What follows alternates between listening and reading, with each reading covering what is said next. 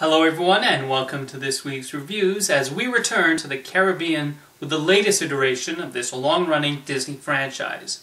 Who would have guessed 14 years ago that a film based on a theme park ride featuring Johnny Depp playing a drunken pirate would lead to billions of dollars and 4 sequels? And yet, we're here with Pirates of the Caribbean, Dead Men Tell No Tales. The logical place to do this review would probably have been at Disneyland in front of the actual attraction, but I don't have that kind of budget. It's also why I've never done a retrospective on the Pirates of the Caribbean franchise. So I'll just leave that to, some jerks with cameras. So quickly, how do I feel about the other ones? Well, I think the first Pirates film still holds up as a fun swashbuckling adventure. It's kind of impressive in its simplicity, while still having a lot of thought put into the mythology. And of course, there was Johnny Depp's instantly iconic role of Captain Jack Sparrow.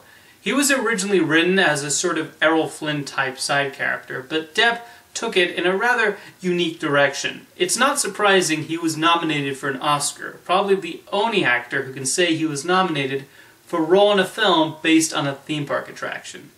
As for the sequels, I felt they got too convoluted and seemed to have trouble handling all the characters, the third one especially, which just became exhausting. As for On Stranger Tides, that was just forgettable.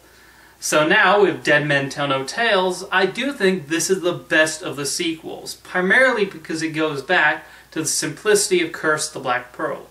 It's just the characters trying to find Poseidon's trident to break a curse, and that's it. Director Joachim Ronning and Espen Sandberg put together some fun action scenes, and the ghost ship captained by Javier Bardem's Salazar allows for the visual effects artist to put some creative spins on the concept.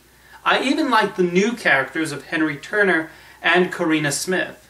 Yes, they basically fill the same roles as Will and Elizabeth, but they nonetheless have their own motivations and goals in the film. There is clearly a self-awareness on the filmmaker's part that these two will end up together, so the romance is not really the focal point. Corina, being an astronomer who doesn't have time for anyone's BS, also allows for some amusing bits.